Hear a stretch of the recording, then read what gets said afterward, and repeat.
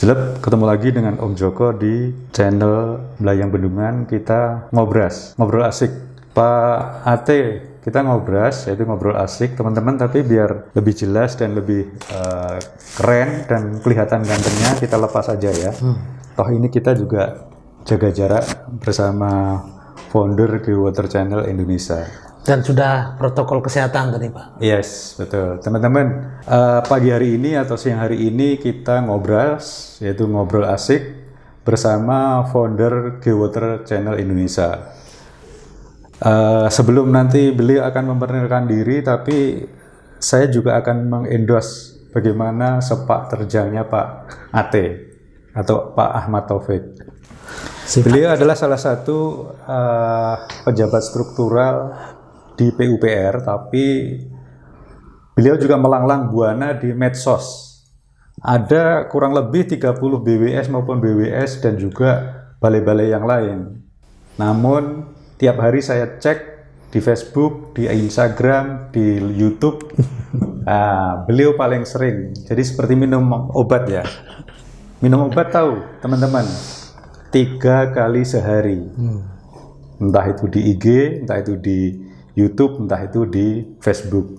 Kenapa? Karena memang kita adalah zamannya digital. Siap. Betul ya Pak? Betul Ade, Pak, ya? betul. Nah, zaman digital, kalau kita go digital, kita akan die. Betul ya Pak ya? Betul Pak. Nah, alhamdulillah ini adalah Pak Ate yang sekilas tadi saya sampaikan. Namun tidak afdal kalau beliau sendiri yang akan cerita banyak, khususnya di dalam perjalanan sampai saat ini sebagai Kepala Balai Teknik Air Tanah. Kepala Balai Air Tanah. Oh, tanpa teknik ya? Karena beliau sudah ahlinya, jadi tidak ada kata-kata teknik di luar sana sudah tahu. Silakan Pak Ate, gimana nih setelah hampir 6 bulan ya sebagai pejabat Kepala Balai Air Tanah? Juni ya, saya Juli atau Juni ya dilantik itu, Juni atau Juni? Ya, average kurang lebih 6 bulan. Juli awal berarti 4 bulan Pak baru. 4 bulan, oke. Jadi kalau orang hamil tuh mateng-matengnya itu 4 bulan. Oh ya, ini menurut saya 4 bulan juga Pak. Jadi terima kasih Pak Joko. Jadi ini Om Joko aja. Om Joko, terima kasih Om Joko. Ini adalah kolaborasi yang kesekian kali gitu Pak ya. Jadi ini video ini akan diupload di channel kita masing-masing. Apa Pak pertama? Ngobrol asik. Ya memang saya pribadi itu menempatkan medsos itu sebagai suatu sarana yang mau tidak mau kita nggak boleh ketinggalan sih Pak. Dan yang paling jelas adalah personal branding Pak. Personal branding ya, walaupun saya nggak brandingnya amat lah, tapi intinya bahwa media sosial itu selain itu zamannya, saya lebih melihat ternyata di tusi saya Pak sebagai kepala balai itu ada tusinya, yaitu diseminasi teknologi. Artinya ya mau tidak mau yang diseminasi yang practically dan powerful ya medsos. Itulah sehingga gaya medsos balai kami ini jalan terus karena itu sebenarnya merupakan tusi kami, yaitu diseminasi teknologi.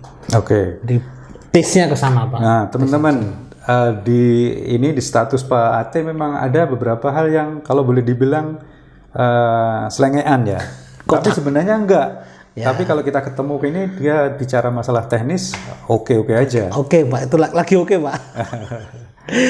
Ya, terus yang pertanyaan kedua, 4 bulan ya. Jadi saya merasa jadi 4 bulan dapat amanah ini itu memang merubah mindset, pola pikir gitu. Ternyata satu hal itu pejabat itu pelayan, yang kedua responsibility Pak. Oke. Jadi tanggung jawab. Jadi apapun bentuk sebuah organisasi itu ndase atau kepalanya yang menjadi tolak ukur gitu ya. Jadi mau integritasnya, profesionalitasnya sebuah organisasi itu yang kelihatan tercapture itu ya memang siapa kepalanya. Dan saya sadar itu sehingga saya transformasi diri sebagai seorang ya leader di sana. Nah di sini simpelnya aja Pak, kalau saya adalah datang paling pagi, pulang paling sore. Yes, oke. Teman-teman, kata kunci ada 2 yang saya tangkap, bahwa kita sebagai pejabat adalah pertama sebagai pelayan. Terus yang kedua adalah, ini paling penting juga, leader. Leader. Kalau kita sebagai manajer sih tinggal tunjuk aja. Iya. Tapi kalau leader adalah memberi contoh. Memberi contoh. Jadi saya bisa pastikan cek ke OB atau cleaning service. Saya itu mostly saya datang paling pagi, pulang paling sore. Oke. Itu mungkin value-nya biasa aja, tapi saya yakin itu ada value yang lebih jauh. Oh, berarti memberi contoh. Oh, berarti paling rajin, paling itulah. Seperti itulah, kurang lebih seperti itu. Itu contoh simpelnya aja. Lain-lainnya sih banyak Pak ya. Saya nggak perlu diceritain lah. Kalau dari teori-teori itu ya saya banyak humble gitu-gitu loh. Udah banyak yang paham. Terus pengambilan keputusan saya termasuk yang cepat gitu. Itu memang tipikal bawaan saya gitu. Oke, bagus sekali Pak Ate. Jadi kita sebagai pimpinan, kita dudukkan sebagai leader. Kalau kita sebagai manajer, itu tingkatannya lebih tinggi sebagai leader, karena akan memberi contoh. Oke, Pak Ate, bagus sekali. Terus, ini kan 4 bulan, tapi Pak Ate seorang visioner, punya cara pandang ke depan. Biasanya itu kalau di Renstra, kami di Bendungan, itu ada Renstra atau di kementerian kan 5 tahun. Betul. Pak Ate mesti punya Renstra juga nih 5 tahun ke depan ini. Jelas itu Pak ya. Jadi jangankan organisasi, saya pribadi pun punya Renstra 5 tahun. Jadi saya waktu 35 sampai 40 itu saya bikin Renstra pribadi itu. Sampai salah satu Renstra saya 35-40 tahun itu saya ke luar negeri, sekolah, dan lain-lain lah gitu. Dan itu kecapai. Di Renstra pribadi pun sekarang 40 ke 45 saya punya Renstra pribadi 5 Bapak tahun. sekarang usia berapa Pak? Saya 30. 40 saya. Oke, berarti 5 tahun ke depan ya? Saya punya tuh, saya punya Grand Design itu. Nanti kita bahas Pak. Nah, untuk organisasi tentu kita punya Renstra juga. Ada patokannya kan, ada dari visum gitu ya, ada visi misi presiden, kemudian saya jabarin ke level balai gitu ya. Di level balai ini yang paling penting itu ada 2 biggest issue. Ada 2 isu yang paling penting buat saya di air tanah, yaitu adalah undang-undang SDA Pak, yang dimana ada integrasi antara air tanah dan permukaan. Template ini, cara kerjanya ini sedang saya susun. Nah, moreover, saya ini balai baru saya harus membuat sebuah fondasi organisasi yang modern. Organisasi modern. Saya lagi menyiapkan sebuah digitalisasi pelayanan, kemudian rekomtek, itu saya buat sedigitalisasi mungkin dan secepat mungkin gitu. Sehingga nanti ketika PP itu turun atau turunan undang-undang turun, itu kami sudah siap secara konsep karena saya bikin foundation. Dan ini akan sebagai balai baru akan jadi, oh ini levelnya di sini nih template-nya. Dan saya bikin semodern mungkin gitu. Nah, modern itu digitalisasinya, layanan tekniknya, cara kerjanya, cara manajemennya termasuk pengambilan keputusan saya bikin se-practically mungkin gitu dan cepat gitu. Iya. Itu sih. Jadi yang isu yang kedua kan tadi itu bagi satu itu adalah integrasi air tanah permukaan. Yang kedua ya digitalisasi. Saya berada di era modern gitu. Jadi kompromisnya itu saya lebih suka bahasa saya membuat balai air tanah menjadi organisasi digital. Bahasa manajemennya. Nah, setuju sekali ya. Jadi teman-teman, kami garis bawahi ada 2 isu, yaitu isu terkait dengan undang-undang sumber daya air, yaitu permukaan sama air tanah. Terus yang kedua adalah isu dengan adanya digitalize. Ya, atau big data dan macam-macam lah. Teman-temannya itulah Pak ya. Karena gini Pak Ate, di luaran sana semua berdasarkan dengan data. Tokopedia, Facebook, itu diawali dengan data. Ini adalah visi kedepannya Pak Ate. Jadi tahun pertama ini, tahun 2021, anggaran besar saya itu ada di basis data. Bukan di yang lain gitu. Iya. Itu menunjukkan komitmen saya untuk digitalisasi big data sangat besar.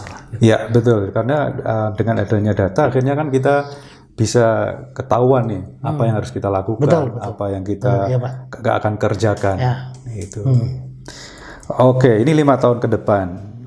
Tadi juga sempat secara pribadi juga ya. Tapi kayaknya di ini ya, di blur ya. Di blur. Di blur kalau secara pribadi. Secara pribadi mungkin garis besarnya ya, saya pikir saya termasuk orang yang apa ya, well prepared enggak juga, tapi well organized juga enggak, well skilled juga, tapi saya punya garis-garis besar lah.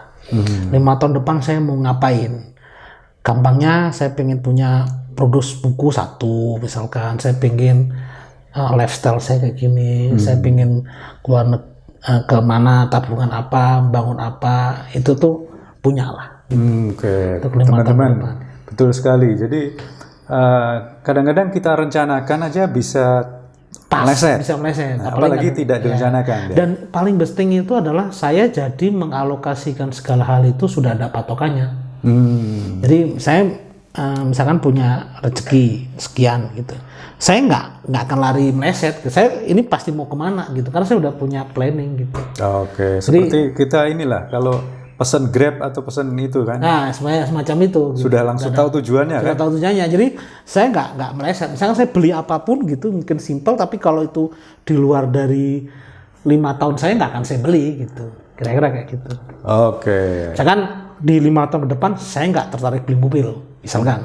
Ya saya punya uang, saya nggak lari ke mobil, saya lari ke purpose saya 5 tahun ke depan apa gitu. Misalkan apa gitu. Nah, teman-teman, ini adalah ngobrol-ngobrol yang paling asik bener ya.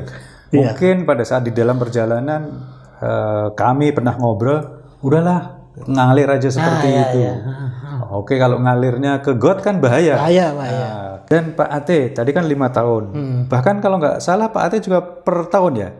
Ini saya nyontoh dari Pak Joko, Om Joko. Jadi Om Joko tuh bikin tahunan. Nah ini lagi mau saya turunkan. Taruh turunannya seperti apa? 5 tahunnya sudah firm lah, sudah firm. Nah ini lagi saya turunkan seperti Om Joko ini saya nyontoh dari Om Joko tahunan. Ini mau lagi saya turunkan, Mbak. Mungkin endingnya di akhir tahun. Saya butuh waktu untuk membuat dari 5 tahun ke tahunan itu seperti apa grand design hidup saya seperti itu. Karena kantor pun do the same gitu. Organisasi kan kayak gitu juga. Gitu. Bagaimana kalau ide-ide Pak Ate ini bisa diturunkan ke semua stafnya? Kira-kira visinya akan sama, termasuk mulai dari pribadi, keluarga, spiritual, kesehatan. Ngomong-ngomong kesehatan, bisa dicontoh ini teman-teman. Silakan Pak Ate. Ya, jadi apalagi kesehatan gitu ya. Kesehatan itu kan aset. Aset dan apa namanya? Kita sadar usia juga Pak ya. Jadi kita harus benar-benar aset, dan kita kan punya keluarga. Pedulian sama diri sendiri kan juga perlu sama keluarga. Saya punya lifestyle yang lagi saya perbaiki itu lifestyle sehat gitu. Lifestyle saya lagi saya menuju lifestyle sehat. Kayaknya naik sepeda. Ini lagi mulai. Jadi dulu tuh udah pernah saya Pak. Dulu tuh saya sampai 2 bulan 3 bulan tuh back to work gitu. 13 kilo tiap termasuk hari. Ini apa sekarang baru mengkoleksi janda bolong? Sudah itu tanaman. Itu ibu negara Pak. Jadi hobi ibu negara harus diikutin. Nah, back to work itu dulu karena mungkin itu bukan bagian dari Restra ya angin-anginan. Kalau sekarang ini udah bagian dari Restra saya lifestyle ya saya coba tekunin gitu. Sip. Pak Ate masih ada 2 nih pertanyaan. Nah di dalam perjalanan tadi kan sebelumnya apalagi Bapak pernah lama di Indonesia, di Jepang, terus ini balik ke Indonesia, terus sekarang sebagai pejabat. Apa sih perubahan-perubahan yang paling mendasar? Ini pertanyaannya berat banget Pak. Jadi mungkin tadi ya kira-kira 3 Pak ya. 1 itu fisik, 1 mentality atau spiritual gitu, yang 1 lagi pemikirannya, otak gitu ya. Sekarang dari fisik itu memang saya benar-benar merubah lifestyle saya. Walaupun kadang-kadang postingannya suka gorengan gitu, tapi ya nggak gitu-gitu amat sebenarnya. Buah juga saya kuat.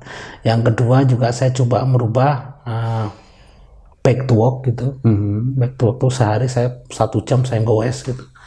Yang kedua ya saya prepare Pak, saya termasuk bergabung dalam sebuah insurance, ya, insurance yang trusted lah, percayaan itu yang apa namanya, kita tahu lah itu yang saya pilih itu nanti dikasih ini ya, full ya. Nanti sama editor dikasih.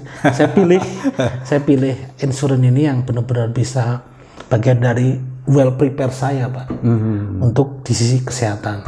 Jadi saya pilih insurance ini. Yang kedua dari sisi mental ya. Jadi saya bisa dikatakan dulu saya termasuk orang suka marah-marah gitu. Sekarang relatif banyak berkurang. Gitu. Ya. Karena saya buat apa marah-marah itu udah kedewasaan sudah cukup jauh lah gitu. Karena saya berhadapan banyak orang gitu ya. Jadi secara mental saya lebih adult lah gitu. Secara pemikiran jangan dikira saya adalah orang yang baca itu bisa dikatakan pasti saya makan waktu gitu. Saya pasti selalu baca gitu. Sekarang gampang ya baca apa aja. Nah sekarang saya baca ini untuk mengolah pemikiran, jangan dikira kalau udah jadi pejabat tuh nggak jauh dari buku, itu justru harus semakin dekat gitu. Betul, supaya taste-nya itu dapat gitu. Saya adalah orang yang baca dan lagi saya turunkan jadi sebuah buku gitu. Kira-kira gitu. Oke, Pak Ate, ini ada pertanyaan yang bukan terakhir ya. Kalau terakhir kan toh nanti kita sering ketemu lagi, tapi pertanyaan yang sedang trending topik yaitu terkait dengan COVID-19. Bapak bisa ini menangkap ke depannya. Kita ingat kan waktu itu di Cilegon kita. Ya, kita pernah bikin video. Disaster lah. Nah, disaster. Sekarang sudah terbukti, tinggal kita ke depannya. Pak Ate bisa ini? Siap. Jadi waktu itu conclude kita Pak ya, bahwa COVID itu salah satu the big disaster di dunia saat ini. Karena tidak hanya kerugiannya itu besar sekali, bahkan mungkin lebih besar daripada tsunami mungkin. Ini tsunami virus lah kira-kira gitu, karena sampai ke seluruh negara, Indonesia, dunia gitu. Itulah mungkin the biggest disaster di era milenial. Di era kita ya. Era kita gitu. Sekelas bom atom mungkin ya. Oke, baik. Ini kita mengambil ke future ya Pak. Saya melihat ada dua. Yang pertama adalah virus ini tuh telah merubah banyak hal. Sendi-sendi kehidupan ya. Merubah banyak hal ke segala sektor, dari cara kita mengalokasikan anggaran, prioritas pilihan hidup, gaya hidup, lifestyle, semuanya berubah. Sampai pendidikan, cara pendidikan juga berubah. Cara kita berkeluarga pun jadi berbeda. Gitu. Nah ini yang luar biasa. Nah ke depan ini kita mempunyai ketidakpastian yang kita counted, harus kita hitung ketidakpastian.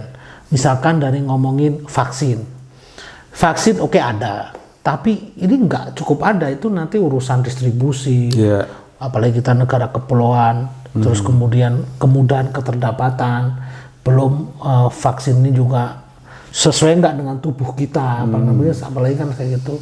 Jadi ini ke depan juga harus kita capture, termasuk virus sendiri kan juga bermutasi. Gitu. Jadi ini mungkin kawan-kawan ada virus atau apa berkembang. Nah, ada lagi itu. Ini semuanya ke depan itu harus harus dihitung dalam manajemen apapun, dalam manajemen penganggaran, dalam manajemen kehidupan, dalam merencanakan kehidupan gitu. Itulah mengapa Pak di Renstra saya atau Renstra Balai pun, Renstra Urban saya mengkontit itu. Saya ambil yang Renstra saya aja.